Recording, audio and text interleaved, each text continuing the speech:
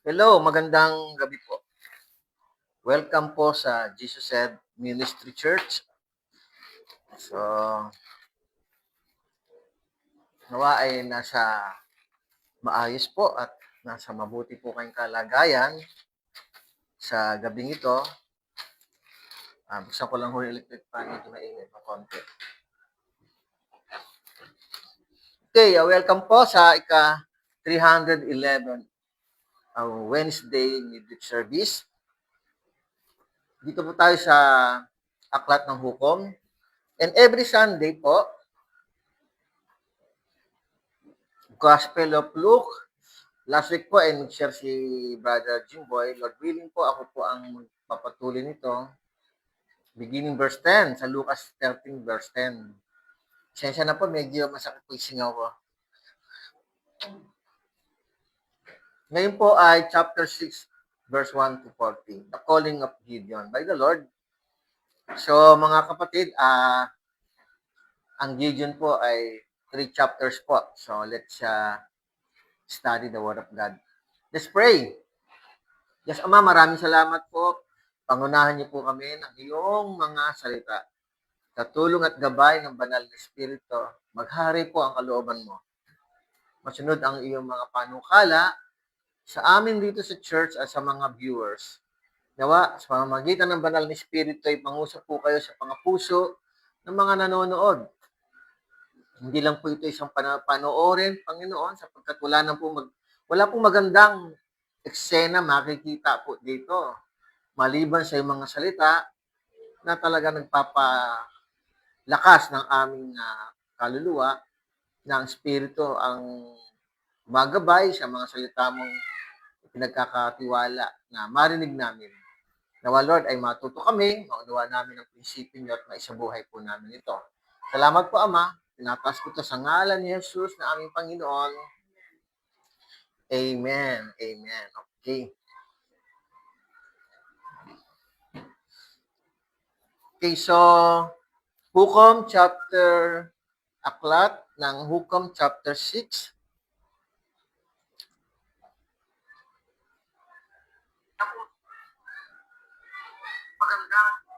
Okay, okay naman. Okay, chinik ko lang po yung connection.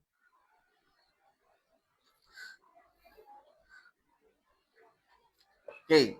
So, dito po, tinawag ni Lord si Gideon. Pero bago po yon, konting summary lang po. 40 years po ang pahinga ng Israel bago po tinawag si Gideon. After ni Deborah and Barak o nanahimik ang Israel, sinakop nila, muling ng tagumpay po sila sa labanan. At sila po ay umawit ng papuri at pasasalamat sa Diyos sa mga ginawa ng Panginoon. At nanahimik po ng 40 years at nagkaroon ng kapayapaan ang Israel. Now, dito pong aklat ni kwento ng buhay at pagtawag ni Lord kay Gideon, ito po ay story ng pananampalataya ni Gideon. 3 chapters po ito. So ngayon po ay chapter 6 lang muna tayo. Ito po ay chapter 6, 7, and 8. Chapter 6, marami pong mga proof of evidence na gustong gawin ni Gideon para mapaniwala siya na kung sino ba yung kausap niya, kung totoong anghel ng Diyos. Kaya dito, sa chapter 6, beginning verse 1 hanggang verse 10, the Israelites did evil. Una, gumawa na muna sila ng kasamaan sa mata ng Diyos. And then, isang propeta ang sinend out ni Lord na unnamed prophet para ipaunawa na sila po ay gumawa ng masama. And then verse 11 to 24, the calling of God to Gideon and the sign of God to Gideon para mapaniwala nila si Gideon at siya tinatawag ng Panginoon. Verse 25 to 35, Gideon destroyed the altar of Baal and Asherah. Verse 36 to 40, Ito yung second and third sign na hiningi ni Gideon sa Panginoon. So, ang dami niya hinihingi para lang mapatunayan na totoo yung kanilang mga covenant, kausapan. So, verse 1, Hukom chapter 6, verse 1, gumawa ng masama ang mga anak ni Israel sa paningin ng Panginoon at ibinigay sila ng Panginoon sa kamay ng Midian ng 7 taon. So, beginning chapter 1 pa lang ng hukom and chapter 2 and 3 and 4, nakikita natin na binibigay ni Lord ang mga Israelita sa mga iba-ibang lahi. Dati sa mga Moab, tapos sa mga hari ng Hasor, hari ng Kanaan, dahil naging masama po. And then for 7 years, nahirapan po sila dito na sila ibinigay ng Panginoon. So nagpatuloy ang mga Israelita sa paggawa ng masama. So evil works. Ang evil works po dito, yung they worship other God. So the Lord delivered them into the hand of Midian for 7 years. Delivered o ibinigay, hindi naman po ito yung parang dinala po sila na parang bihag, like example do sa Babylonian captivity, hindi naman po ganon. Ibig sabihin, nilet go ni Lord ang mga Midianites na para mag-overrule sa Israel, sa kupin. Dahil sila po ay nagpakasama. Dahil hindi nila sinunod ang Panginoong Diyos. Sinuway po nila, beginning of ang ating chapter ng Judges, sa chapter 2 pa lang, verse 1 to 3. Sabi doon, hindi nyo kasi sinunod. Hindi nyo tinaboy, inalis ang mga dambana ng kalaban, ng mga naninirahan sa Kanaan. Ang ibig sabihin ng Panginoon, hindi mo naman pwedeng alisin ang dambana na hindi dadanak ang dugo. So talagang magkakaroon ng patayan. So sabi ng Panginoon, in Judges 2, verse 1 to 3, dahil sa hindi nyo inalis ang mga taong ito na aking inuutos na alisin ninyo, sila ay magiging kalaban ninyo. At ang mga Diyos-Diyosa na nasa kanila ay magiging bitag sa inyo. At yun nga ang nangyayari. Nandito na po tayo sa chapter 6, ganun nga ang ginagawa ng Panginoon. And then, naging kalaban nila itong mga Midianites na nagkakaroon sila ng kalaban, which is sila naman po ay, ang layo na ito, nanggagaling kasi sa loob. And for 7 years, nahirapan po sila. Verse 2, at ang Midian ay nagtagumpay laban sa Israel. Dahil sa Midian ay gumawa ang mga anak ng Israel ng mga taguan sa bundok, sa mga yungib at ng mga muog, yung tinatawag na kuta, camp. So,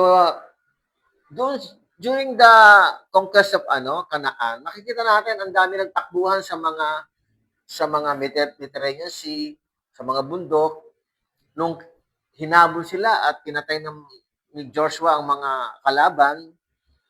Ngayon po, baliktad po, nasa bundok na po ang Israel, which is ang mga Israelita ay nasa patag noon. Pero dahil sa mga pangyayari, nagkakaroon ng labanan, so sila po ngayon ay nagtatagumpay laban sa Israel. At ang Israelita naman, nagtatago sa bundok, sa mga cave, at nagkaroon doon ng kuta, mga kampo. Verse 3, sapagkat tuwing maghahasik ang Israel, ang mga Midianita at Amalekita at ang mga taga-silangan ay umaahon at sinasalakay sila. So mga kapatid, makikita natin dito, no? Talagang pati mga pananim nila, naghahasik, sabihin yung nagtatanim sila. And then, verse 4, sila nagkakampo sa tapat nila at kanila sinisira ang bunga ng lupa hanggang sa may gasa at wala silang iniwang makakain sa Israel. Maging tupa, baka o asno man. Ibig sabihin, pinapatay po nila. Ang gasa po, ito po yung gasa na hanggang ngayon ay pinag-aawayan sa Israel. Ito po, ang located po nito noon hanggang ngayon ay sa may Mediterranean Sea. Sakop po ito ng Judah nung panahon na nagkaroon po ng mana ang mga taga-Juda at Simeon. So, sakop po nila ito. But banda rin pa ito sa may bandang dagat, sa western part ng Israel, ng Judah. Verse 5, sila'y aahon, dala ang kailang kawan at ang kailang mga tolda. So, yung mga Israel. At sila'y dumarating na parang mga balang sa dami. Sila at ang kailang mga kamelyo ay hindi mabilang. Kaya't kanilang sinisira ang lupain sa kanilang pagdating. So, talagang yun ang pakay nila. Kung totoo siya mga kapatid, pinayagan to ng Diyos dahil yun naman talaga ang sinasabi ng Panginoon. Magiging kalaban. Ibig sabihin, wala pong ginawa ang Panginoon para pigilan po ito. Dahil nasa bakuran po nila ito, kasama po nila ito. Kung ang mga Israelita habang dumadami, nagkakaroon na sila ng mga leader, mga judges, pero ang mga kalaban nila habang dumadami, bagamat in Joshua chapter 12, pinatay na ni Joshua yung 31 kings, siyempre po matagal na pong panahon yon, more or less, nasa 200 years na po ago ang nakaraan. So, kaya nangyayari po, nagkakaroon na po ng mga bagong henerasyon at bagong hari sa mga hari na pinatay ni Joshua before. Kaya ito, very strong po yung kalaban. Meron silang leader na nagiging hari. Samantala mga Israelita ay walang hari. So sila po ay suffer po ang mga Israelita sa mga ginagawa nila, pati mga pagkain ay sinisira at mga pamananim. Verse 6, Gayong lubhang naghirap ang Israel dahil sa Midian, at ang mga anak ni Israel ay gumaing sa Panginoon. Okay, again, ganun ulit ang nangyari. So after 7 years lang, medyo malapit pa nga lang ito, ibig sabihin hindi ito matagal. Kasi sa iba, sa mga dinaanan natin, 18 years, naghari ang ibang mga leader na kalaban. Tapos yung iba ay ilang years ba? So yung iba ay 18, yung iba ay, ngayon, ito ay 7 years na naghihirap sila. And then, verse 6, no? So naghirap ang mga Israelita at dumaing sa Panginoon. Verse 7, nang dumaing sa Panginoon ang mga anak ni Israel dahil sa Midian, verse 7,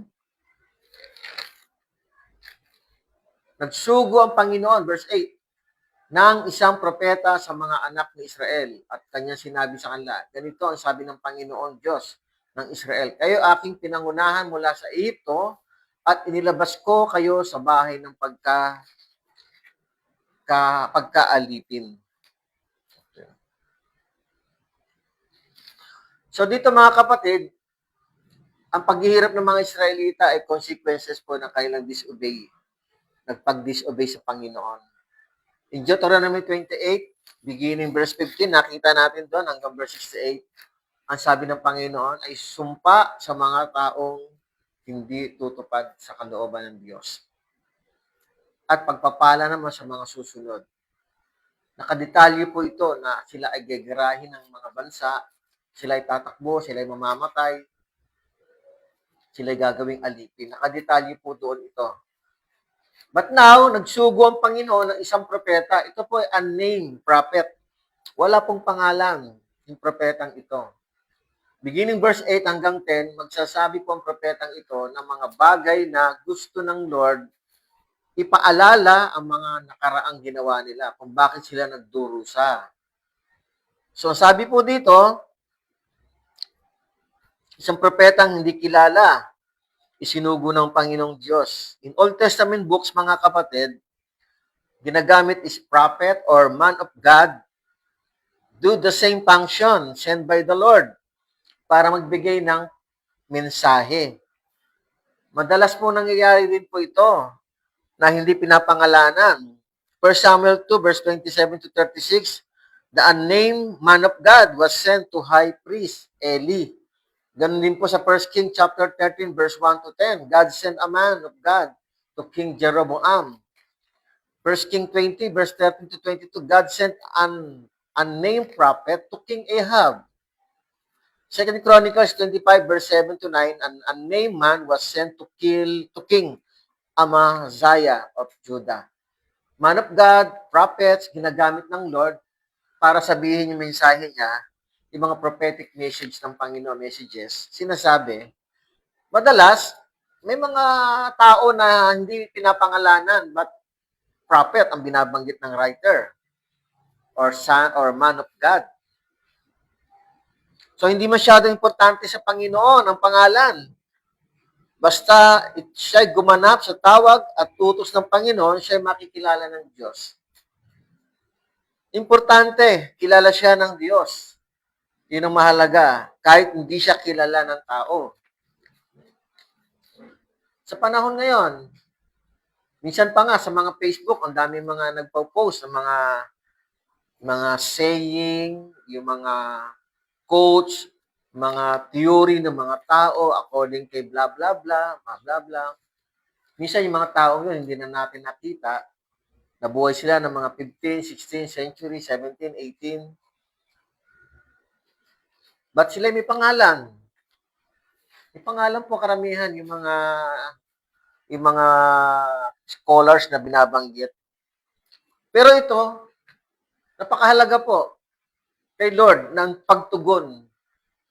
Kahit hindi pinapangalanan yung propeta, basta tumugon. At ang pagtugon niya, ang mensaheng dala niya sa verse 8, sabi dito, ganito ang sabi ng Panginoon, ang Diyos ng Israel, kayo aking pinangunahan. Sabi rito, mula sa Ehipto at nilabas ko kayo sa bahay ng pagkaalipin. Okay? Tuloy ko lang hanggang verse 9.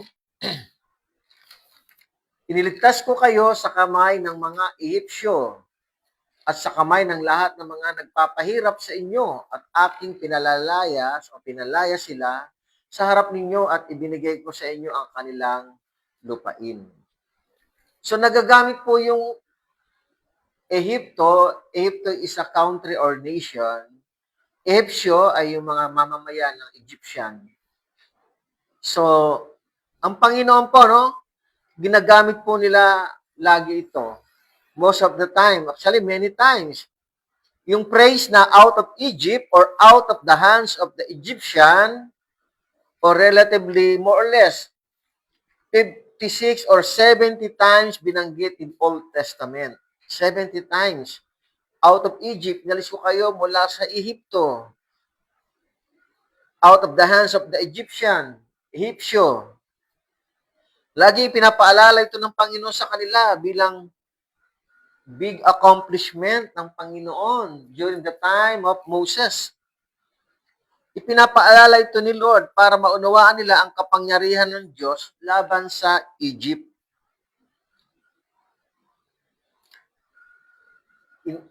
In 1550 BC hanggang 1070 BC, naging makapangyarihan po ang Egypt, mga kapatid.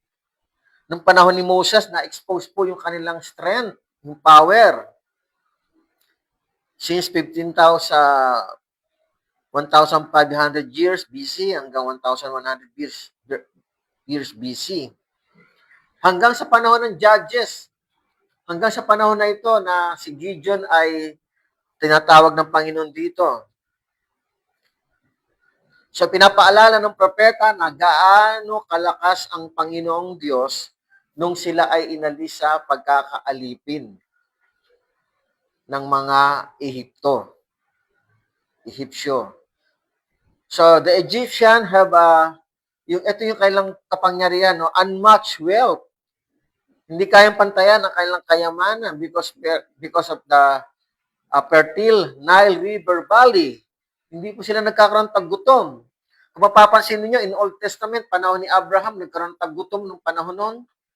Panahon ni Isaac, panahon ni Jacob, buong mundo nagtagutom. Kaya nga yung anak ni Jacob, dinala ni Lord sa Egypt.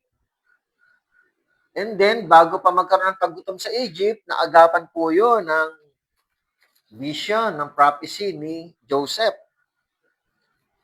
So, malaking bagay po yung merong parang irrigation na parang andun ang irrigation na Nile River na hindi natutuyo. And then, ano pa meron sila? Yung military dominance during those times and cultural influence. Pero sinasabi dito ng ng propeta na sila ay inalis ng Panginoon. Tinalo ng Panginoon. Because ang Panginoong Diyos ang nakikipaglaban. Sabi nga sa awit ni Moses, Exodus 15 verse 1, nang magkagayo inawit ni Moses at ng mga Israelita ang awit na ito sa Panginoon na sinasabi, ako'y aawit sa Panginoon sapagkat sila'y maluwalhati ng tagumpay, kanyang inihagi sa dagat ang kabayo at ang dooy nakasakay. And then verse 3, laktaw tayo, Exodus 15:3, ang Panginoon ay siyang mandirigma. Ang Panginoon ang pangalan niya. Ang mga karwahe ng paraon at kanyang hukbo sa dagat ay itinapon niya at ang kanyang mga piling pinuno ay inilubog sa dagat na pula. So nasaan ang kapangyarihan ng Egypt? Sa kapangyarihan ng Diyos. Yun ang sinasabi ng Panginoon na pinasasabi dito sa propeta na inalis kayo sa pagkakaalipin.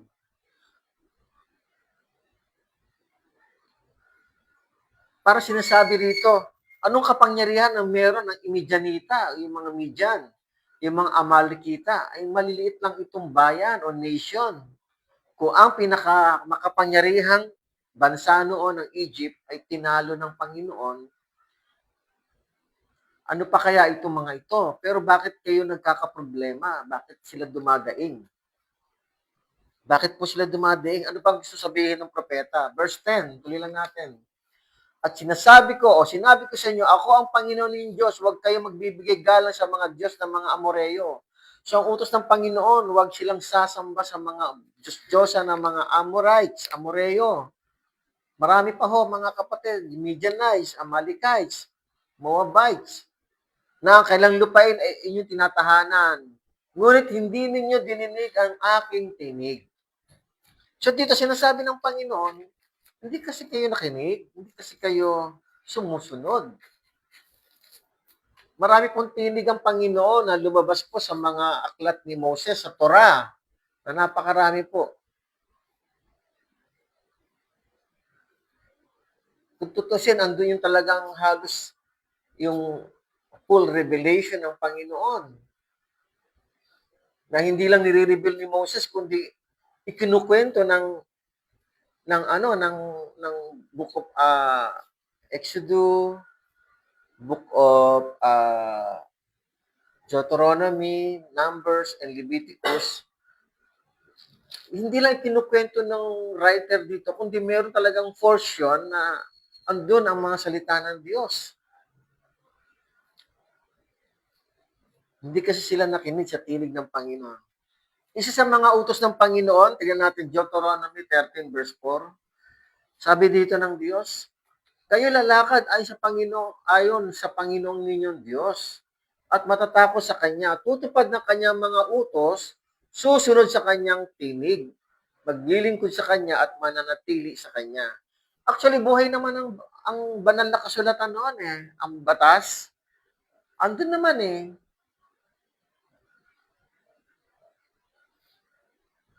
Kaya lang ang dambana po ay nasa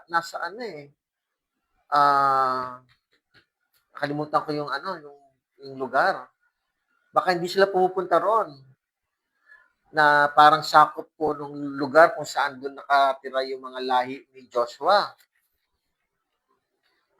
Kalimutan ko yung lugar na doon sila naglagay ng dambana. Na more or less 380 years magstay yon. At darating ang time, after noon, lilipat na po yon doon, magkakaroon na po ng tinatawag na templo. So, andun yung parang anong lugar yon, nakalimutan ko na. Lugar po na kung saan nilagay po nila yung tinatawag na tabernacle. Malayo po yung iba, maaring hindi nakakatawid dahil may mga nakapaligid na kalaban. Kaya marahil gusto ng Panginoon, yung mga kalaban nila ay maubos at matanggal yung mga Diyos-Diyosan para yung malalayo doon sa lugar na kung saan nilagay yung tabernacle, Dati ang tabernacle, inililipat-lipat na nasa wilderness po sila. Pero ngayon, nasa Kanaan na po sila, nakapix na po yun. More or less 380 years po yun, mananatili hanggang iyon ay ilipat sa Judah na gagawing templo. So perhaps andun yung kasulatan. Maaring nawaglit po sa kanila yung kasulatan na hindi nababasa, hindi naunawaan. Nagbabatay lang sila sa kwento. Mamaya babanggitin po ni Gideon. Batay siya sa laysay ng kanyang mga ninuno. Hindi na po batay sa nadinig nila according sa Torah. Pakihanap mga Sister Sally yung lugar na yun. Yung lugar kung saan nilagay na po yung permanenteng tabernacle of God. Yung tabernacle of meeting, ha? Ha? Hindi yun. Sa last part ng Joshua, tingnan mo siya. Anyway, di ba, so, doon na sila nagbabase, hindi na po sila nagsasat. Mamaya, malalaman naman natin ito, no? So, tuloy lang po natin. So, hindi sila nakinig sa tinig ng Panginoon. By the way, verse 11, ito na ba po, hanggang sa verse 24, ito yung pagtawag ng Panginoon. Anghel po ang tatawag, ang messenger ng Lord, para gawing judge o hukom si Gideon. By the way, si Gideon, isa sa pinaka-famous. Actually, siya ang famous. Judges. In Book of Judges. Verse 11, tuloy ko lang po. Ang anghel ng Panginoon ay dumating at umupo sa ilalim ng ensina na nasa Opra, na pag-aari ni Joas na Abisyarita, hanggang ang kanyang anak na si Gideon ay gumigiik ng trigo sa ubasan upang itago ito sa mga Midianita. So dahil nga ang mga Midianites ang nag-overrule sa Israel at that time, 7 years, so nagtatago po sila para hindi makita dahil sinisira po at inaalis yung mga pagkain nila. Ang Opra po ay isang lugar po, hometown po nila Gideon. Okay? So, anghel ng Panginoon ay dumating at umupo sa ilalim ng ensina na sa Opra na pag-aari ni Joas. Si Joas po, tatay ni Gideon, na Abisyarita. Ang Abisyarita po is perhaps tatay ni Joas o lolo ni Joas. Parang starting with Sheila at Salem ba? Hindi yun. Basta letter S ang start nun. Anyway, so si Gideon naman ay habang gumigiit ng trigo, yung threshing, nagtatanggal po, inihiwalay po yung butil sa mga dahon upang itago ito sa mga Midianites. Okay?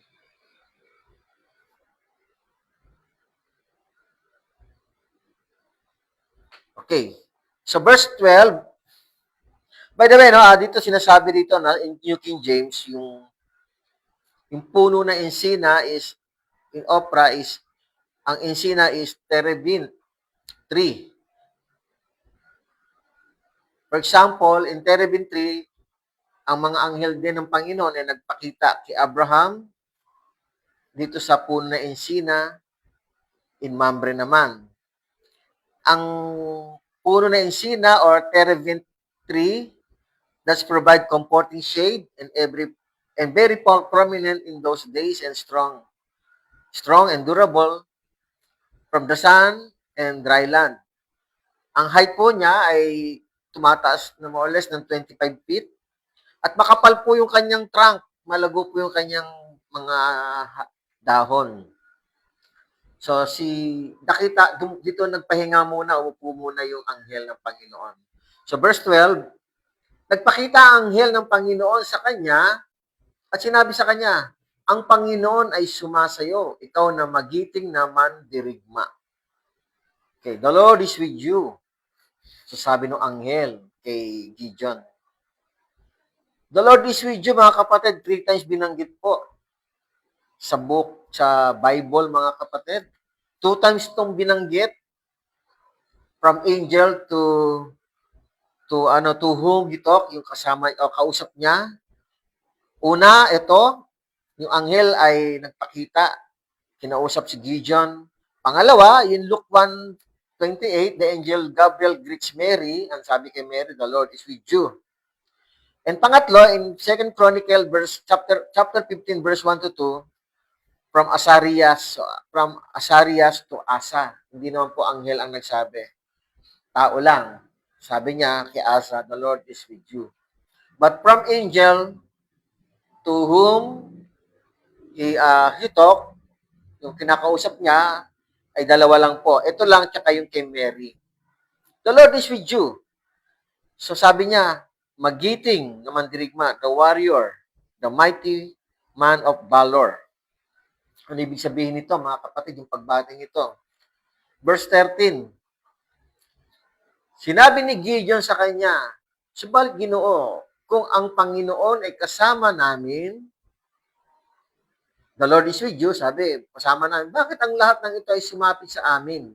Nasaan ang lahat ng kanyang kamangha-manghang gawa na isinaysay sa amin ng aming mga ninuno na sinasabi, hindi ba tayo iniahon ng Panginoon mula sa Egypto?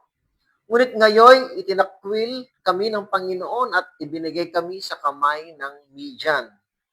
So, letter A and B, binabanggit dito yung unang part.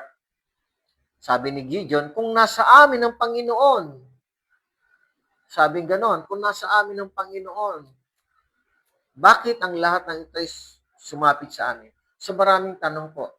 May mga tanong, di marami. May tanong pa mamaya kasi kaya sinabi ko marami. May tanong po si Gideon, kung nasa amin ang Panginoon, nasaan ang lahat ng kanyang kamanghamanghang gawa na isinaysay sa amin ng aming mga ninuno na sinasabi, hindi ba tayo iniahon ng Panginoon mula sa Ehipto? So dito, mapapansin ninyo, si Gideon and his mga ninuno, his fathers, sabihin, hindi sila nakakapunta doon sa lugar kung saan itinayo yung tabernacle of meeting. Na posible na andun po yung Torah, yung batas, na dapat binabasa. Kasi pag sila po'y nakaka-attend doon, even si Gideon, kung nakaka-attend doon, for example, kung Sabat, o kaya kung tinatawag na Passover, binabasa po yun, yung kasulatan, at pwede mabasa po doon yung mga ginawa ng Panginoon kung paano sila inalis sa Egypt. Siguro kung sila ay nakikinig, maari, si Gideon, kung umatin doon, masasabi niya, ang nadinig namin ayon sa Torah, ayon sa Biblia. Pero sabi niya, narinig nila sa salaysay lang ng mga ninuno. Nasaan ang kapangyarihan at kamanghamanghang gawa ng Panginoon? I believe, mga kapatid, na napabayaan na nila yung pagpunta sa Tabernacle of Meeting. Hindi na po nababanggit. Na tuwing na lang may bagong hukom, tapos pag nagtagumpay, nakakapagpahinga sila, tapos bumabalik ulit sila. Bakit? Hindi kasi sila natatakot dahil nakasulat po yan sa kautusan.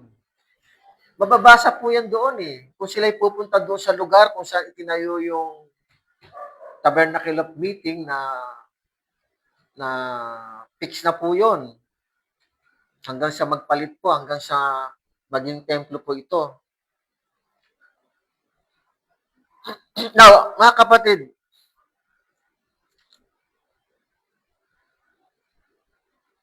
maganda sana yung balita, no? Parang si Mary din, no, sinabi, the Lord is with you, manganganak ka. Tapos nagtanong din si Mary, paano mangyayari yon? Hindi pa ako nakakakilala sa lalaki o sinasabi, hindi pa siya nasisipingan. So maraming question eh. No? So dito, ganun din. Paano kung nasa amin ng Panginoon, bakit nangyayari ito na nahihirapan sila sa mga labanan? Kinalimutan na yata sila ng Panginoon. Hindi ba tayo iniahon sa Ehipto? Ngunit ngayon, tinatakil kami ng Panginoon.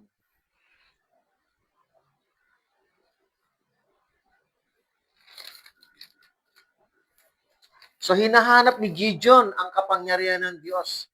Hinahanap ni Gideon yung proof of evidence na nasa amin ba ang Panginoon? Kinukwento ng mga magulang namin na nilabas kami sa Ehipto. Siguro kinukwento na hinati yung dagat. Katulad ng yung kanta lyrics na ni Moses, itinapon yung mga karwahe, yung mga kabayo ay lumubog sa dagat. Nung sila ay tumawid, binati ang dagat at ibinalik ng Panginoong Diyos yung tubig. Maraming nalunod.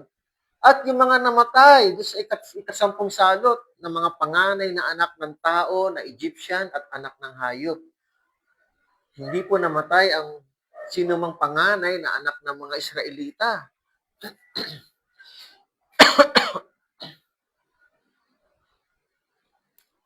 So, andito po yung boses ni Gideon. Statement and words of frustration. Ang ganda sana ng bati ng anghel, pero andun yung doubt ni Gideon. Na tila para kay Gideon ay itinakwil na sila ng Panginoon at sila'y pinabayaan sa kamay ng mga Midian. Mga kapatid, no, tila hindi alam ni Gideon ang dahilan ng Diyos kung bakit nangyari iyon. At pinabayaan sila sa ganoong sitwasyon. Gideon is, wala po nakalagay kung ilang taon siya. And then perhaps, bago po tayo nag-start ng study natin ngayon, nakalagay nung niligtas po sila ni Deborah at ni Barak, 40 years po nagpahinga. May kapayapaan po sa Israel. At noong mga panahon na yung 40 years, more or less, ipinanganak po si Gideon. Kaya si Gideon, sa tingin ko lang po, baka wala pa 40 years old. And then, wala pa siyang namamalayan kung ano man yung nangyayari. At nakikita niya lang na sila ay naghihirap sa kanilang kalagayan dahil sila po ay pinababayaan daw ng Panginoon sa tingin niya. Dahil ang kwento nga po ay makapangyari ng Diyos sa Egypt. Powerful ang Panginoon. Nilabas sila, niligtas po sila. Pero ang tanong ni Gideon, parang hindi nangyayari ngayon? So si Gideon po kulang pa sa kaalaman pagdating sa mga dahilan kung bakit sila dumadanas ng pagpaparusa. Actually, hindi naman pagpaparusa ng Panginoon, pagdidisiplina. Sabi nga kanina sa study natin, no, isang propeta po ang nagpunta para ipaalala na niligtas sila sa Egypto. Niligtas sila sa kamay ng mga Egyptian. Pero bakit sila hindi nakinig sa tinig ng Diyos? Ibig sabihin, naging matigas ang puso nila, ang isip nila, nag-disobey po sila sa Panginoon. Ang sabi ng Panginoon, maliwanag po yon in Deuteronomy 28, verse 15 to 68, kapag sila ay nag-disobey sa Panginoon, ang kapalit po ng bawat disobedience nila sa Lord ay sumpa. Even yung mga enemies nila, papatayin po sila. Pahirapan sila. Magkakaroon ng famine, magkakaroon ng maraming problema. Mamatayan sila ng mga pamilya. Kaya ang tanong niya, hindi niya alam kung bakit, pero ang sagot po dito ay, dahil nag-disobey nga yung pamilya nila. So, maaring kulang pang kaalaman niya sa mga history. Pero nadidinig niya lang yung goodness, yung kindness ng Lord, yung kapangyarihan ng Diyos, na niligtas po sila sa Egypt. Yun lang ang nadinig niya. Pero yung consequences ng disobedience, hindi niya nadinig. Bawal, di ba mga kapatid? Sila'y pinagbabawalan ng Panginoon sumamba sa Diyos-Diyosan, pero ang ginawa, sumamba sa Diyos-Diyosan. So sa panahon natin ngayon, mga kapatid, marami din tao kulang pa rin sa kaalaman tungkol sa Panginoon. At kulang sa prinsipyo ng Biblia at yung manifestation ng Holy Spirit na kinu-question ang Panginoon kapag nagsasuffer po, nagkakaroon ng suffering sa buhay. Marami pong tao maaari sa panahon ngayon nagtatanong, Lord, nasaan po kayo sa mga oras ng kapighatian? Panginoon, bakit nangyari ito sa amin? Siguro sinasabi ng iba sa panahon, even today, Panginoon, ang mahal na ng gasolina. Panginoon, ba't ang politika namin ganito? Ba't kami naghihirap? Kasi puro pagnanakaw sa politika, minsan yun ang nababanggit natin. Kasi mga businessmen, mga Sarili lang na iniintindi nila, hindi serbisyo, kundi hanap o business na po ang nangyayari. So marami pong mga tanong na, Lord, nasaan po kayo sa panahon ngayon? Bakit nangyari po ito? Sobrang hirap po. Maaring ilan sa inyo, maaring mga nanonood sa inyo ngayon ay ganun din ang tanong. Lord, bakit ako naghihirap? Ba't ako nagkakasakit? Bakit ako, maayos naman ang kalusugan ko dati? May mga mahirap ipaliwanag na tanong, minsan nako-question ng Panginoon. Actually, sa tanong ni Gideon, wala pong kakulangan ng Diyos. Ang mga Israelita po ang nagkasala. Hindi po sila sumunod talaga sa Panginoon. So ngayon, kung tayo man na nagtatanong sa ating sitwasyon ngayon, kung may problema tayo, may suliranin tayo, magtatanong tayo, bakit ganito nangyari sa akin, Panginoon? Nasaan po kayo, Panginoon? Nakalimutan niyo na kami yata, inabandonan niyo na yata kami. Mga kapatid, nakakalungkot naman kung yun ang tanong natin sa Panginoon. Hindi po bagay, mga kapatid. Tanongin din natin sarili natin. Kaya minsan, ba't ako may sakit? Baka naman, nung kabataan mo, mabisyo ka. Ba't ang kidney mo, nagkakasakit ka ngayon? Baka naman, marami kang ginagawa na mo sa sarili mo, nagbibisyo ka. Ba't ang lungs ko may sakit, may problema? Baka naman, dahil mabisyo ka dati, naninigarilyo ka. Ba't ang liver ko ay may problema? Baka naman sobrang manginginom ka. Kaya, babalikan natin ito, itatanong din natin sa sarili natin, wala palang kasalanan ng Panginoon. Malalaman natin tayo pala may kasalanan. So mga kapatid, wala pong ginagawa masama ang Panginoon sa atin. Lahat po ng ginagawa ng Panginoon, kabutihan sa atin. Kaya wag natin siyang sinisisi.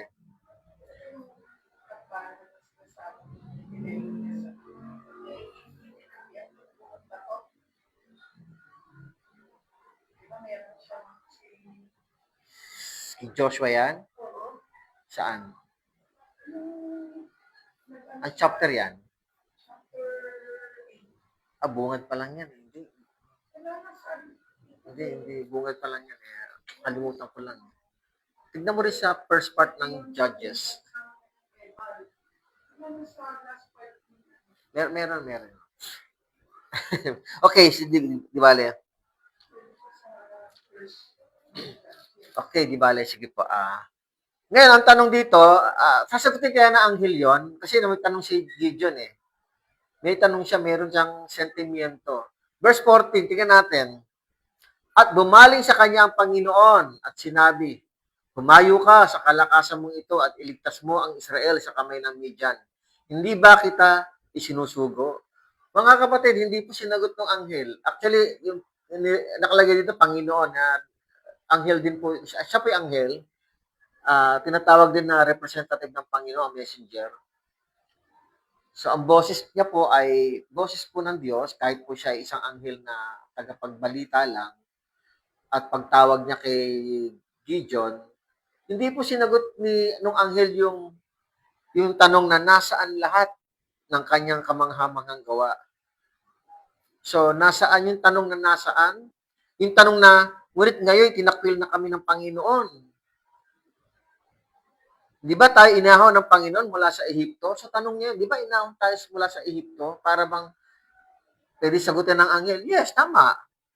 Nasaan ang kanyang kamanghamanghang gawa? Sa panahon ngayon, parang ganon. Hindi po sinagot ng anghel. Ang sabi lang ng anghel, humayo ka sa kalakasang mong ito at iligtas mo ang Israel sa kamay ng Midian. Hindi ba kita isinusugo? Para sinabi kay Joshua, di ba inuutusan kita? In Joshua chapter 1, verse 7 to 9 yata yun.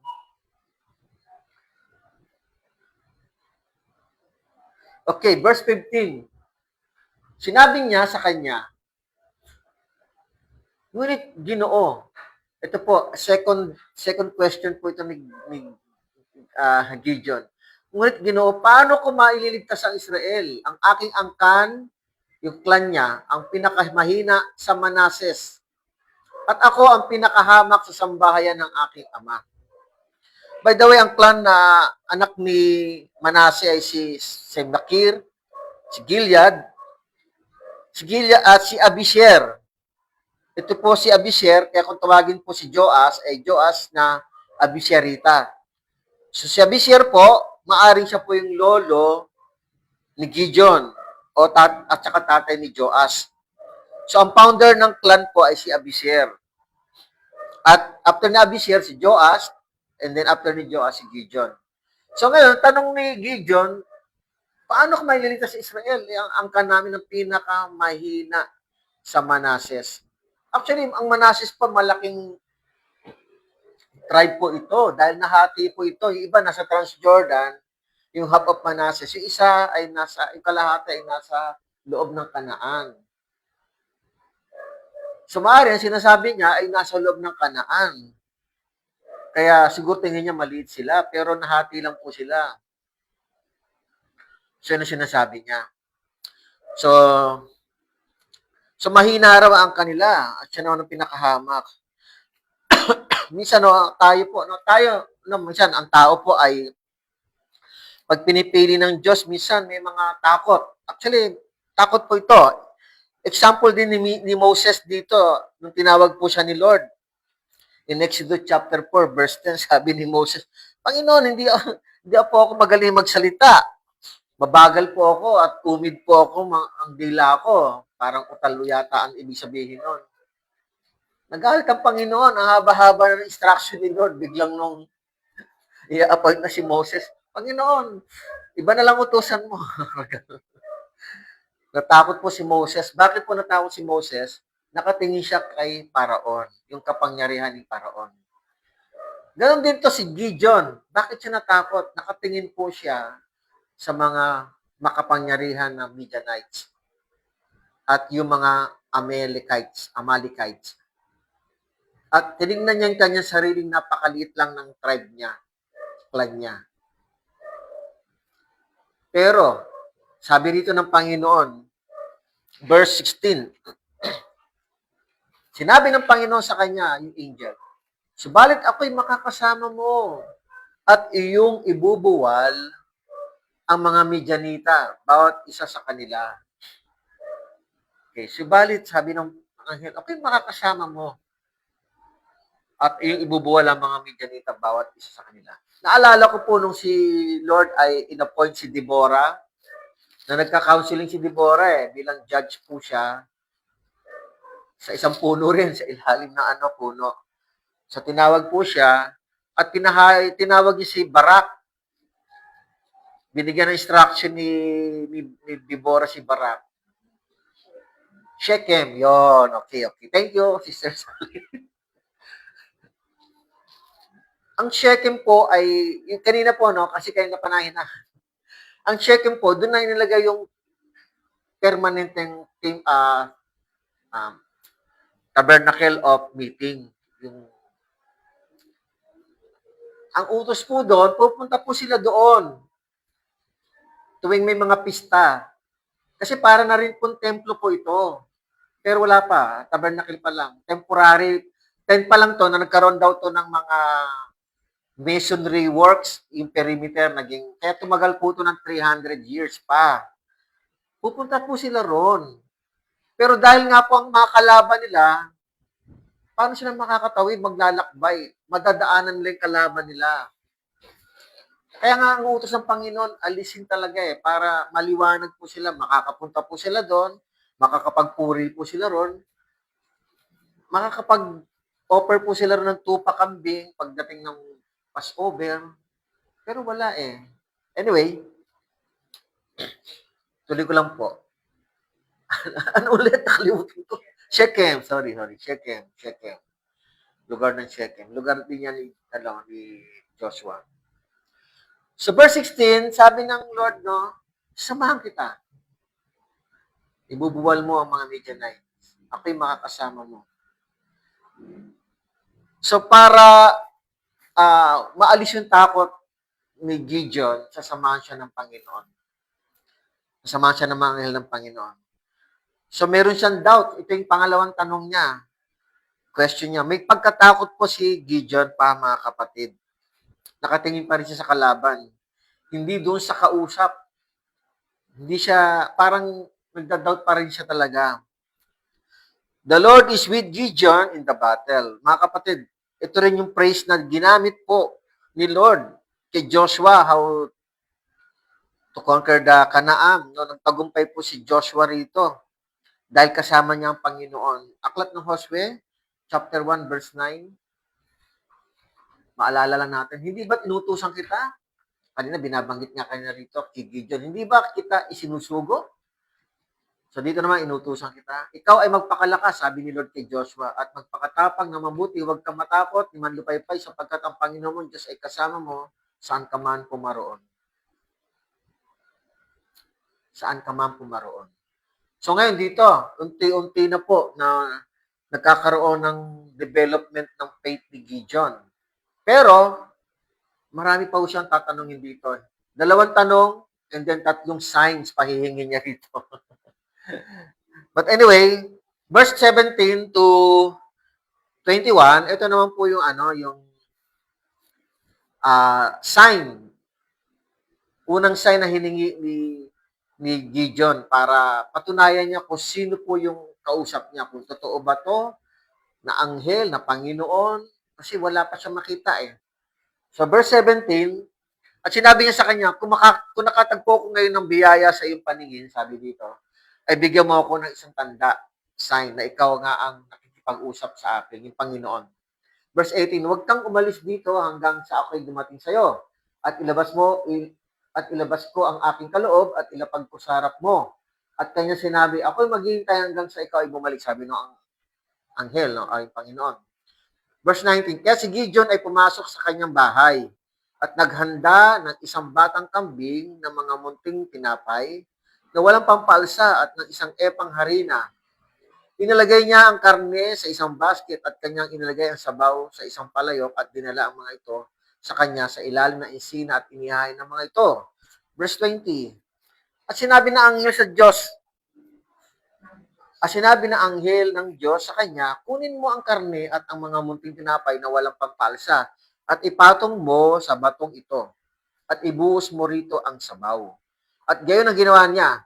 Verse 21, pagkatapos ay iniabot ng anghel ng Panginoon ang dulo ng tungkod na nasa kanyang kamay at sinaling ang karne at ang mga munting tinapay na walang pampalsa, may lumabas na apoy sa bato at tinupok ang karne at ang mga munting tinapay na walang pampalsa. At ang anghel ng Panginoon ay nawala sa kanyang paningin. Visible po yung anghel eh. Beginning verse 11, visible po. Pero nung nagpalabas po ang anghel ng apoy doon sa bato, kung saan sinunog po yung meat o niluto, patunay po na totoo po yun. And then, verse 22 to 24, dito natakot po si Gideon.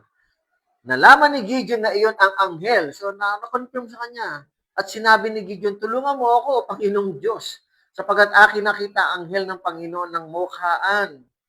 Ngunit sinabi ng Panginoon sa kanya, sumayo ang kapayapaan, huwag kang matakot. Verse 23 na to Huwag kang matakot, hindi ka mamamatay. Then verse 24, sinabi rito, nang magkagayon, okay. O, di, meron. Sige. Sa dulo ko na sana ilalagay. Di bale, mga kapatid, bakit po natakot si Gideon? Ito pa paniniwala ng mga Old Testament believers na kapag nakakita ng mga heavenly being, akala mamamatay. Isa sa example, kung di ako nagkakamali, yung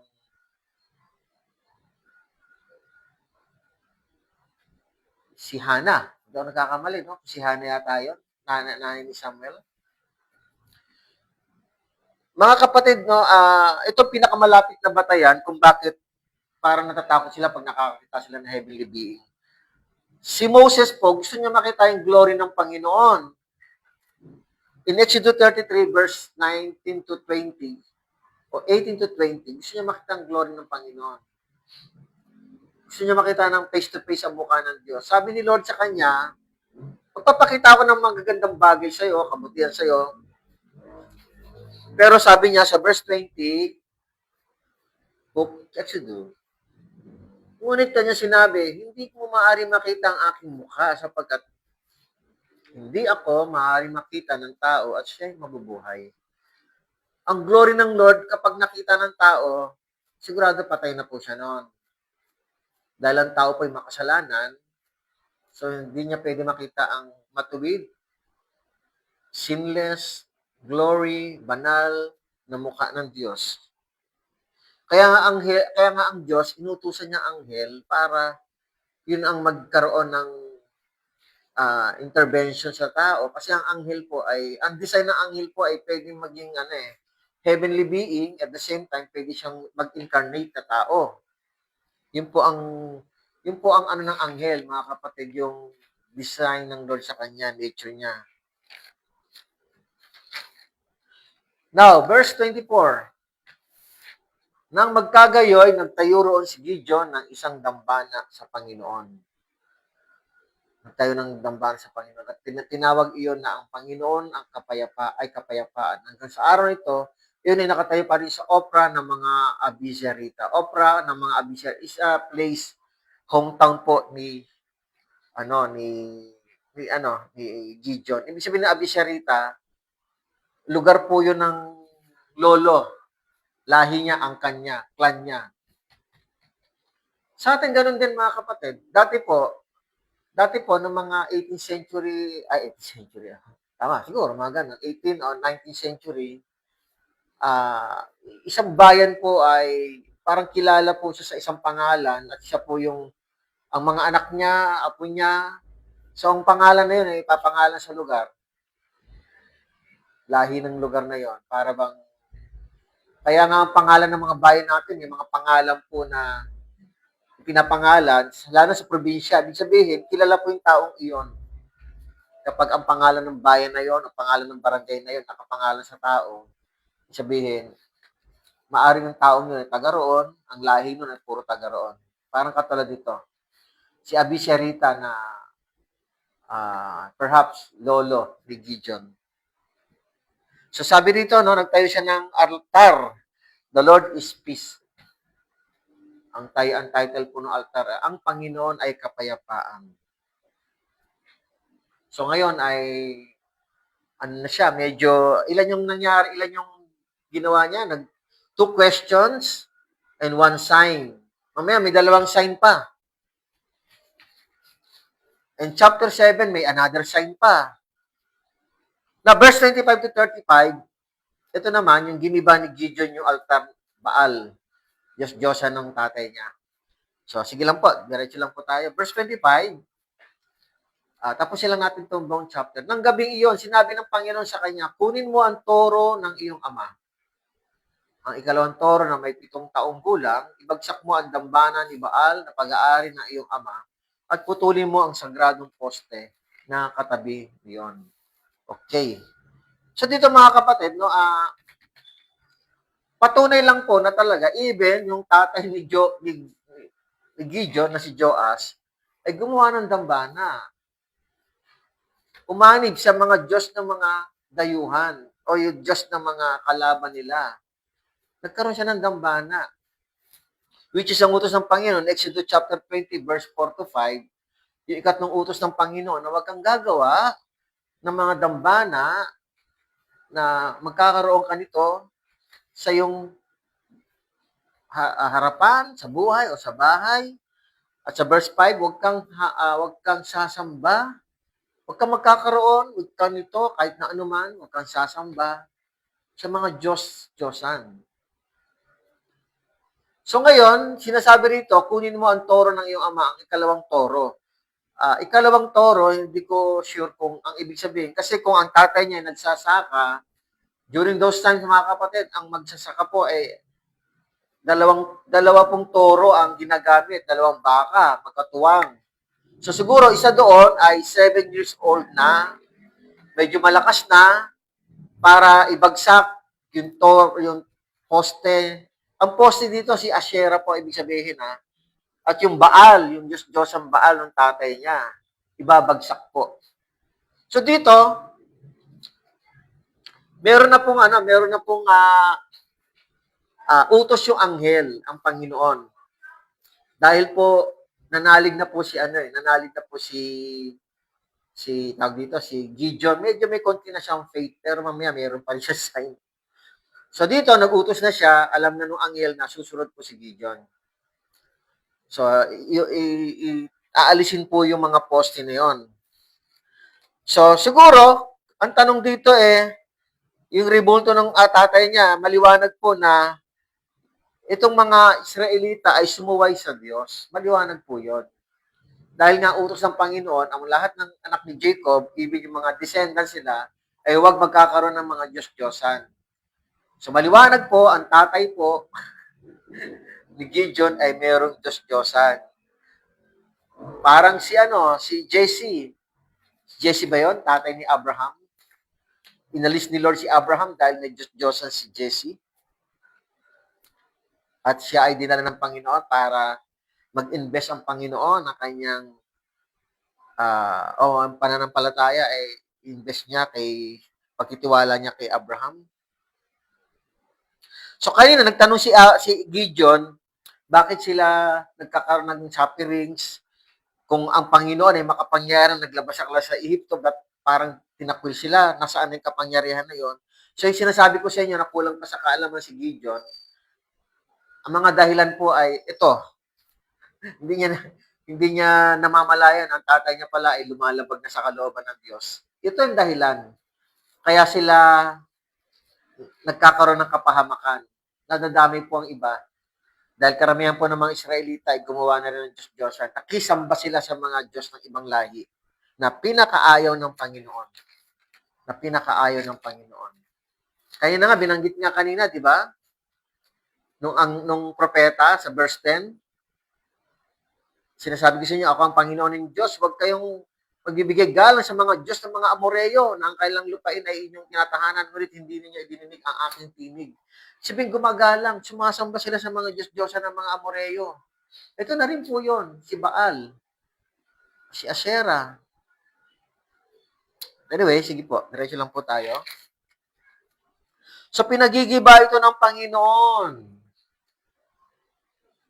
kay Gideon. Dahil ito po ay utos talaga rin ng Panginoon. Sabi sa Deuteronomy 12, 2-4, sabi rito, "Wasakin ninyo ang lahat ng mga dako kung saan naglilingkod sa kailang Diyos ang mga bansang inyong agawan. Sa ibabaw ng matatas na bundok, at sa ibabaw ng mga burol, at sa lilim ng bawat huntiang punong kahoy, kung saan nandun yung mga altar, gibain. Wawasakin ninyo ang kailang mga dambana at inyong pagpuputol-putulin ang kailang mga haligi at susunugin ng apoy sa apoy ang kailang mga sagradong poste at inyong ibubuwal ang mga larawang inanyuan ng kailang mga Diyos at inyong papawiin ang kailang mga pangalan sa dakong iyon. Huwag kayong gagawa ng ganito sa Panginoon yung Diyos." Yun nga, gumawa si Joas, tatay ni Gideon. But, okay, very clear na po ito. So, ang ginagawa ng anghel, alisin mo, Gideon. Aalisin po ito. Verse 26, tuloy ko lang po. "Ipagtayo mo ng dambana ng Panginoon Diyos sa tuktok ng kutang ito sa tamang ayos. Pagkatapos, kunin mo ang ikalawang toro at ialin mo bilang isang handog na sinunog, pati ang kahoy ng sagradong poste na iyong puputulin." So sa tuktok daw na yun, kung saan siguro, more or less, sa lugar kung saan nakatayo din yung mga poste ng mga Diyos-Diyosan, ni Baal at saka ni Asherah, yung isang baka, iaalay doon. Yung isang toro. Yung isang toro, ginamit para alisin yung kasi malakas na po yun, 7 years old na po yun. Siguro isa ay mas bata. Yun ay ialay doon sa altar na itatayo ni Gideon. Ito pa yung utos ng Panginoon. Bukod sa lugar ng Opra at na Abishera, nagtayo si Gideon doon, yung personal niyang desire yun. But ito naman, sa verse 26, ito na may utos ng Panginoon para sa Diyos, para sa Panginoon. Tapos, ihahandog doon, mag-alay ka doon sa dambana. Wala pong picture ang Diyos. Wala po, basta dambana lang siya. Actually, sa Old Testament, may tinatawag dito na maglagay ka lang ng isang buhay na bato, itayo mo lang doon. Huwag gagamitan ng mga cutting disc, cutting sword, whatever. Buhay lang na bato, parang simbolo lang ng dambana. Wala pong gagamitin, walang huhugisan, walang muka, walang itsura. Sa iba, pero dito wala naman talagang binanggit ko ano itsura nung altar na ilalagay. Wala po, kundi mag-o-offer lang po. Verse 27, tuloy ko lang, ipagtayo mo ng dambana ng Panginoon mong Diyos, verse 27, sorry. Kaya't kumuha si Gideon ng 10 lalaki sa kanyang mga katulong at ginawa ang ayon sa sinabi ng Panginoon sa kanya. Ngunit dahil siya'y takot na takot sa sambayanan ng kanyang ama at sa mga lalaki sa bayan, hindi niya iyon ginawa sa araw, kundi sa gabi. So, nagtago, iniwasan niya po ang magkaproblema. Verse 28, kinamagahan ng maagang bumangon. So, takot siya, hindi siya takot sa tatay niya, sa sambahayan ng tatay niya. Kinamagahan ng maagang bumangon ang mga lalaki sa bayan, ang dambana ni Baal ay wasak na. Ang sagradong poste na katabi niyon ay pinutol at ang ikalawang toro ay inihandog sa dambanang itinayo. So, nakita na, wasak na. So, dito sa verse 27, balikan ko, no? Ang takot ni Gideon ay yung sambayanan, yung ibang pamilya ng tatay. At yung mga lalaking sumasamba sa Baal at kay Asherah. Pero sa tatay ni Gideon, parang okay lang siya, hindi siya takot. Now, verse 29, sinabi nila sa isa't isa, sino ang gumawa ng bagay na ito? Nang kailang siya sa atin at pagtanong ay kanilang sinabi, si Gideon, na anak ni Joas ang gumawa ng bagay na ito. So, nag-investigate po sila. Walang nakakita eh. Pero meron po sigurong nakakaalam. Doon sa 10 lalaki na yon, hindi natin alam kung isa doon na nagkwento o nag-expose. But anyway, nalaman lang si Gideon.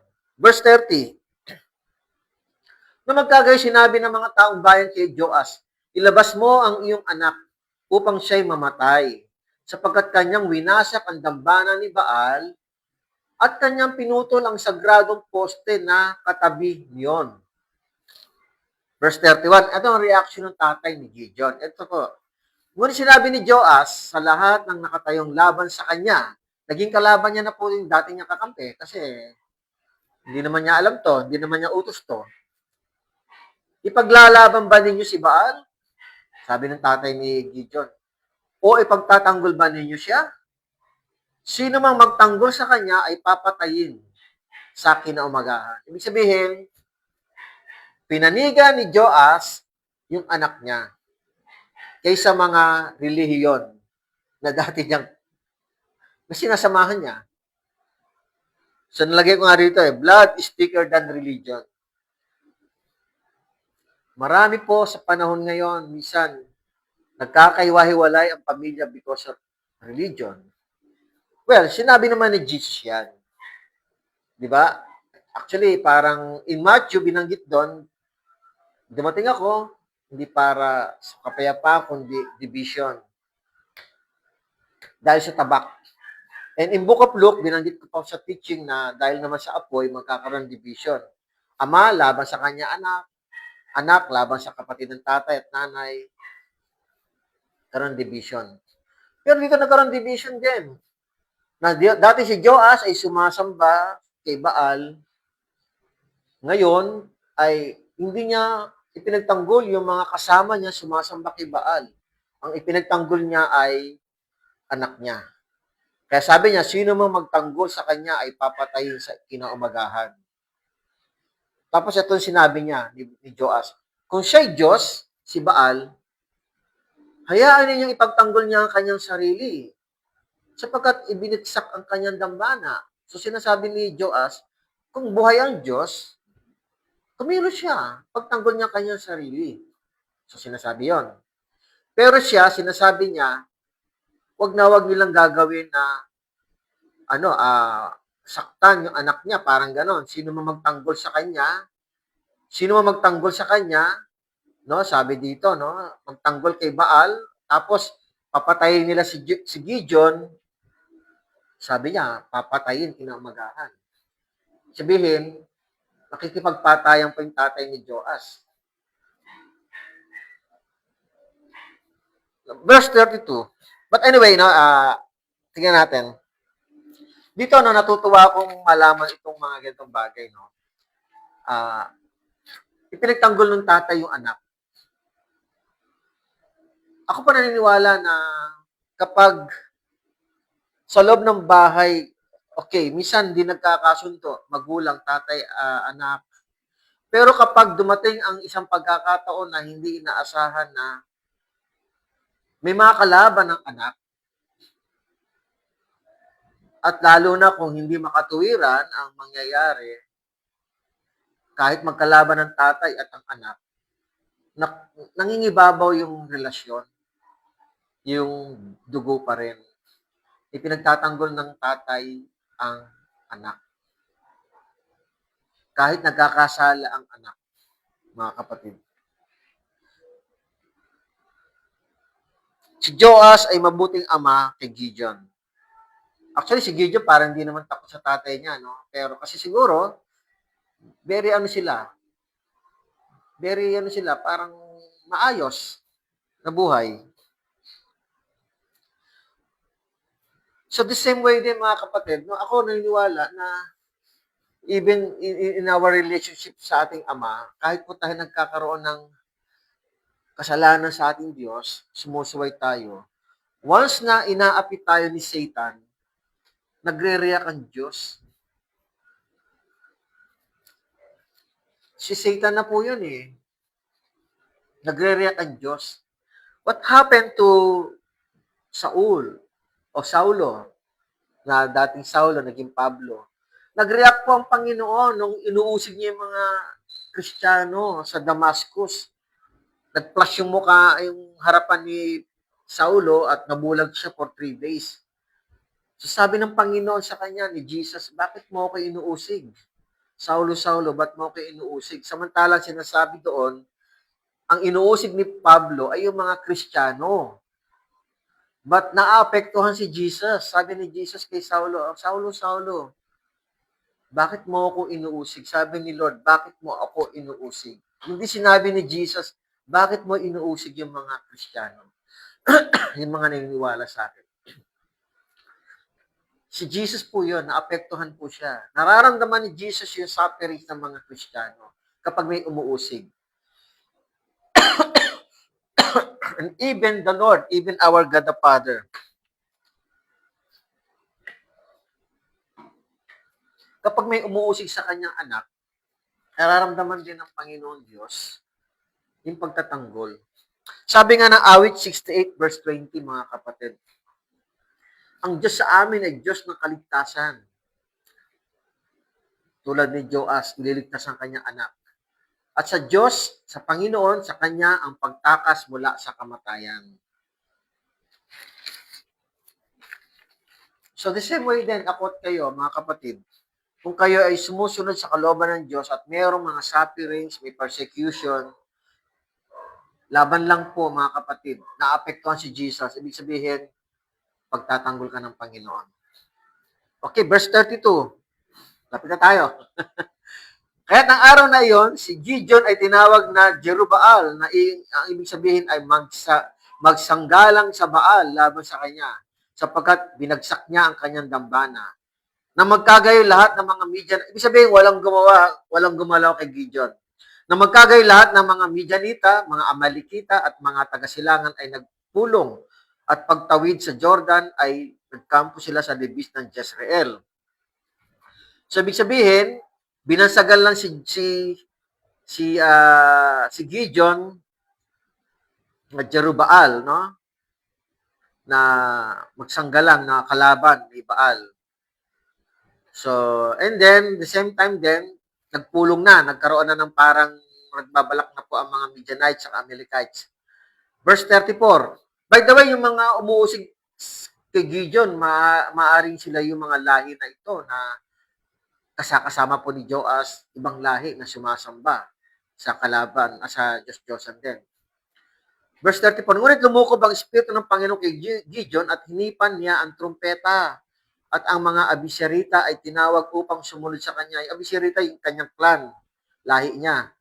Verse 35, at nagpadala siya ng mga sugo sa buong Manasseh at sila rin ay tinawagan upang sumunod sa kanya. Siya ay nagpadala ng mga sugo sa Aser, Zebulon at Naphtali at sila ay umahon upang salubungin. So yung paglukob ng banal na espiritu ng Diyos kay Gideon, lahat ng mga ginawa niya ito ay inspired by the Holy Spirit na ng Panginoon. So, hindi pa niya trompeta, yung mga abisyera, lahi niya.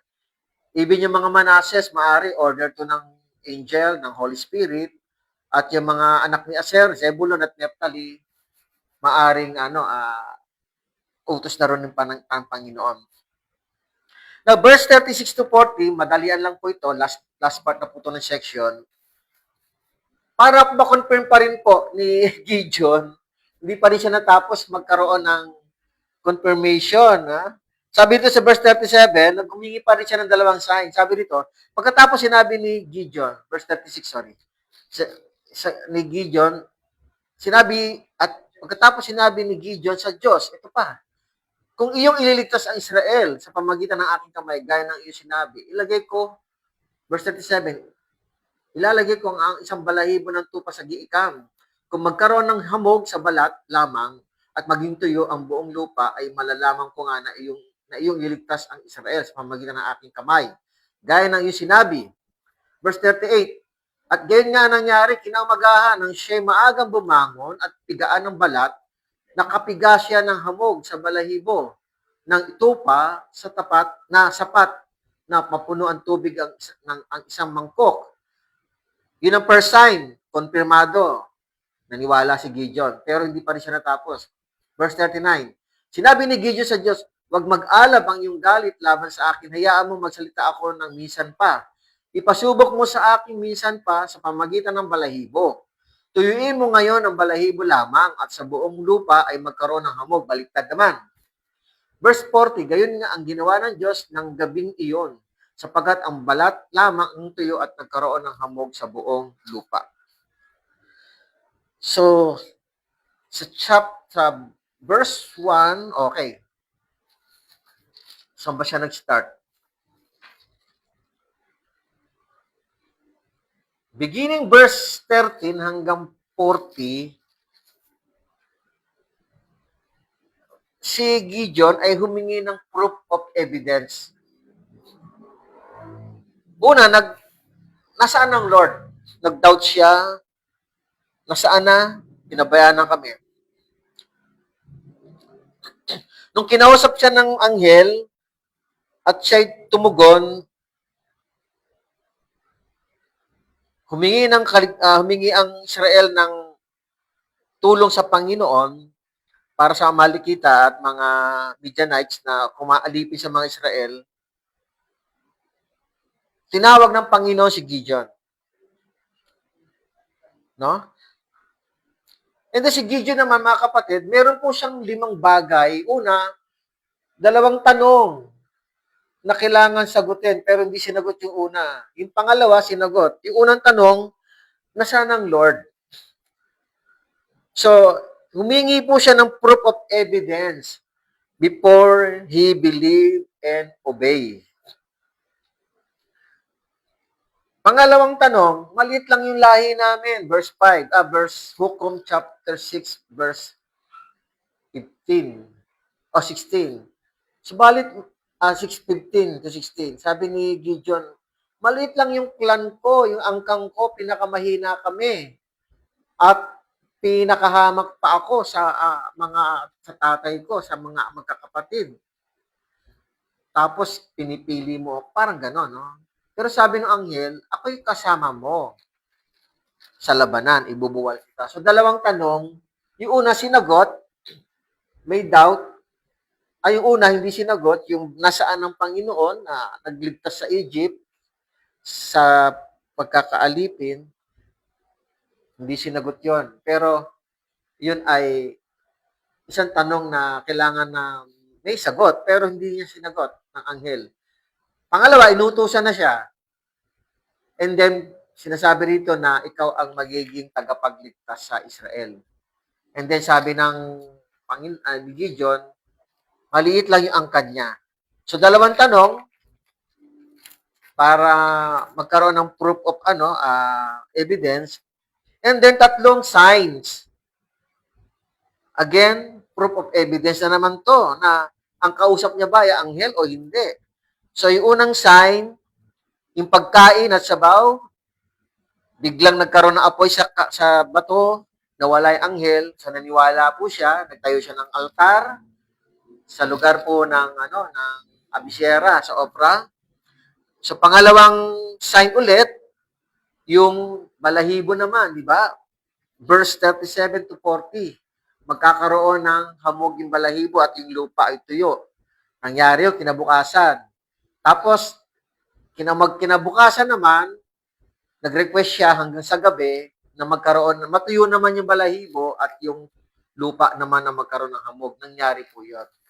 So, 2 questions, 3 signs, ang hiningi ni Gideon, proof of evidence before he believed, before he obeyed the Lord. At napaniwala naman siya. Sa chapter 7, may hihingi na naman siya. Actually, hindi siya. Nagkusa na po yung anghel dito para ma-confirm yung niya, mawala yung takot. So may question po dito, no? Sa ating panahon po ba, mga kapatid, kailangan po ba natin ng proof how to believe the Lord para paniwalaan natin na totoo ang Panginoon? Ang mga katibayan lang, ang mga proof lang ay, for example, pag nag-apply ka, nag-open accounts ka sa isang bangko, minsan kailangan ng proof of billing. Tapos, kailangan, kapag may kiklaim kang isang bagay, kailangan may proof of purchase, na resibo. Ito po ay proof, mga kapatid. But, mga kapatid, sa Panginoon, how to believe God? Paano tayo maniniwala sa Panginoon? Kailangan ba natin ng proof? Ikaw, Brother Edgar.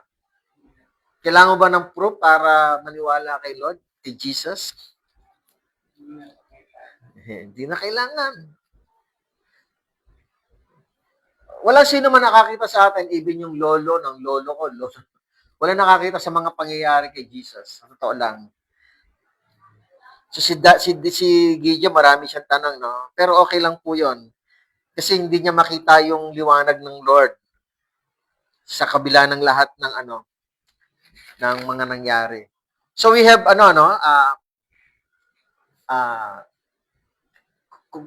paano natin malalaman, no? 3 proofs that we must believe in the death and resurrection of Christ. So everything is done by Jesus na, tapos na po 'yan. So paano natin malalaman po yung proof na sa panahon naman natin na magpatuloy tayo sa Panginoon? Hindi natin nakita. Walang nakakita sino man sa atin, literally speaking, nang namatay si Jesus, muli na buhay. Wala na po nakakita sa atin. But paano natin mapapatunayan na totoo ang ginawa niya sa at kailangan natin maniwala sa katotohanan ng ginawa ng Panginoon. Number 1, with the help and testimony of the Holy Spirit. Lahat po ng mga believers po ngayon, ito pong tatlo ay napakahalaga po. Bakit po tayo naniniwala? Una, may testimonya ang Holy Spirit. Sabi sa Aklat ng 1, chapter 14, verse 26, subalit ang mga aliw, ang Espiritu Santo na susugoy ng Ama sa aking pangalan, siya ang magtuturo sa inyo ng lahat ng mga bagay, ang Holy Spirit, at magpapaalala sa inyo ng lahat ng aking sinabi sa inyo. Sabi yan ni Jesus. Mga kapatid, ang lahat ng hindi naniniwala na si Jesus ay namatay at muling nabuhay, na si Jesus ang kaligtasan ng lahat ng hindi naniniwala ay maaring hindi sila napupuspos ng banal na espiritu. Pero pag ikaw ay naniwala, isa sa katibayan na maaring pinupuspos ka ng banal na espiritu. Why? 1 Corinthians 12:3, kaya't nais kong maunawaan ninyo na wala nagsasalita sa pamamagitan ng Espiritu ng Diyos na nagsasabi, sumpain si Jesus at wala makapagsabi, si Jesus ay Panginoon, maliban sa pamamagitan ng Espiritu Santo. Ang mga ibang lahi, for example, ang mga Muslim, ang mga Buddhism, hindi nila makikilala si Jesus na Panginoon, Lord of their lives without the Holy Spirit. Pero minsan sinasabi natin, Kaya lang, minsan iba, mababaw lang talaga, pero andun pa rin. Sabi ng Bible kung si Kristo po ang Panginoon mo, si Jesus ang Panginoon mo, sigurado, tinuro yan ng banal na Espiritu. Ang banal na Espiritu po ay makapangyarihan. May kakayahan siyang magturo sa atin. And then, pangalawa, our faith. Faith is a gift of the Holy Spirit, mga kapatid. Kahit hindi natin nakita si Jesus, pero ito sinasabi, ginagarantihan ni Jesus sa mga taong hindi siya nakita. Aklat ng 1, chapter 20, verse 26 to 29. Pagkaraan ng 8 araw, ay muli nasa loob ng bahay ang kanyang mga alagad at kasama nila si Tomas. Nakasara ang mga pinto, subalit pumasok si Jesus at tumayo sa gitna. Sinabi, kapayapaan ang sumainyo. At sinabi niya kay Tomas, ilagay mo rito ang iyong daliri. Kasi si Tomas nagda-doubt po At tingnan mo ang aking mga kamay. Ilapit mo rito ang iyong kamay at ilagay mo sa aking tagiliran. Huwag kang mag-alinlangan, kundi sumampalataya. Sumagot si Tomas at sinabi sa kanya, Panginoon ko at Diyos ko. So, pinasok niya yung kamay, daliri, at pinasok niya siguro yung kanyang kamay sa tagiliran. Naniwala siya, Panginoon ko at Diyos ko. So, ano sabi ni Jesus? Sinabi sa kanya ni Jesus, sapagkat ako'y nakita mo, ay sumampalataya ka. Mapalad ang hindi nakakita, yung hindi nakakakita sa mga nangyari. Gayon may sumasampalataya. So, you are blessed, mga kapatid. And our faith, Hebrew 11:6, at kung walang pananampalataya ay hindi maaring kalugdan ng Diyos, sapagkat ang sino mang lumalapit sa Kanya ay dapat sumasampalataya may Diyos, at siya ang tagapagbigay ng timpala sa mga masigasig na humahanap sa Kanya. And then, ikatlo, read the Word of God, o yung Scriptures. Hebrew 4 verse 12, kaya't magsikap tayong pumasok sa kapahingahang iyon. 4:12. 4:11 ba nalagay ko? Hebrew 4:12. Sword, Word of God. Hebrew 4:12.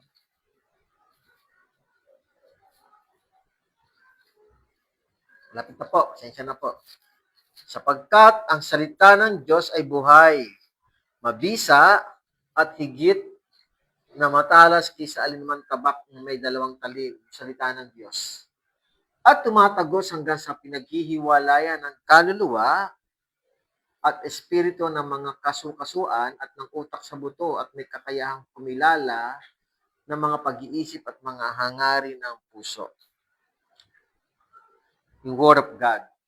So, yung Word of God ay mararamdaman. Sabi nga, ay para siyang tabak na magkabilay talim na pumapasok sa puso ng tao. No? Pinaghihiwalay na ng talim yung kaluluwa at espiritu. Sabihin, mararamdaman po natin. Pag tayo nako-convict sa mga salita ng Panginoon, tinatama, kinokorek, sabihin, buhay ang salita ng Panginoon. And then last, 2 Timothy 3:16-17, very famous din po ito. Ang lahat ng mga kasulatan ay kinasiyan ng Diyos at mapapakinabangan sa pagtuturo, sa pagsaway, pagtutuwid at sa pagsasanay sa katuwiran. Upang ang tao ng Diyos ay maging ganap, nasa sangkapang lubos sa lahat ng mga gawang mabuti. So mga kapatid, ang proof po mga kapatid, tapos na po, ginawa na ni Jesus. So, we just continue to patibayin yung proof na yon na siya'y namatay at buhay. Sa tulong ng tatlong ito, with the help and testimony of the Holy Spirit, our faith, and continue to read the Bible every day in our lives, mga kapatid. Mag-aral po tayo. Read the Bible. Ang salita ng Panginoon ay kinasihan ng Diyos. Magagamit sa pagtuturo, pagtutuwid, sa pagtatama, at sa practice ng righteousness upang ang mga lingkod ng Diyos ay maging ganap at magagamit ng Lord sa kanyang kawan, ministeryo. So mga kapatid, hindi naman masama yung ginawa ni Gideon. Kung mayroong pagdududa, natural lang po yun. Pero mga kapatid, naging pasensyoso po ang anghel at ang Panginoon para patunayan niya na ang Diyos ay matuwid, mabuti, na dumarating din ang tulong ng Panginoon sa tamang oras, sa tamang panahon. Kaya lang, kailangan lang ipaunawa ng Diyos sa mga Israelita na sila ay nagkakasala, kaya sila nakakaranas ng gano'n. Huwag nilang sisihin ng Panginoon, balikan nila kung ano po ang naging dahilan ng kasalanan at sila ay magbalik loob sa Panginoon. Tulad din natin, huwag natin sisihin ng Diyos, tingnan din natin sa sarili, baka tayo may problema, sapagkat kailanman ay hindi nagkakaroon ng pagkukulang ang ating Diyos sa atin. Mahal na mahal tayo ng Panginoon. Let's pray. Diyos ang masalamat, patuloy kong tinataas sa inyo ang patuloy na kagalingan po ng aming mga kapatid na tinataas sa inyo, Lord. Continue to uh, bless Brother Don sa kanyang daliri. Namimiss na po namin siya sa worship team, Panginoon. Nawa, Lord, i-bless niyo po siya, mag-function na po yung daliri niya, left hand niya po. And continue to bless po, Lord, Sister Cora Uy, Panginoon, at patuloy kong tinataas din sa inyo, Lord, ang continuous na pagpapagaling mo rin sa atin, sa mga pasawa naman. And I praise you and thank you, Lord, for the blessing na pinagkaloob sa akin, Lord. Salamat po, Panginoon, sa biyaya, Lord, na magagandang resulta ng laboratory, Panginoon. Thank you, Jesus, for everything, Lord. Continue to bless Brother Edgar at ingatan niyo po siya sa kanyang pag-uwi ngayong gabi. Purihin ka and all the viewers, huwag tayong mag-doubt sa intervention ng Panginoon. Magpatuloy lang po tayo sa ministeryo ng Panginoon at ang Panginoon ay lagi nasa atin. Hindi tayo iwanan, hindi tayo pababayaan. God is with you. May the Lord bless you all. Maraming salamat. Itinataas ko po ang lahat. In Jesus' name, we pray. Amen, amen. Salamat po sa mga nagsubaybay, sa mga nanood.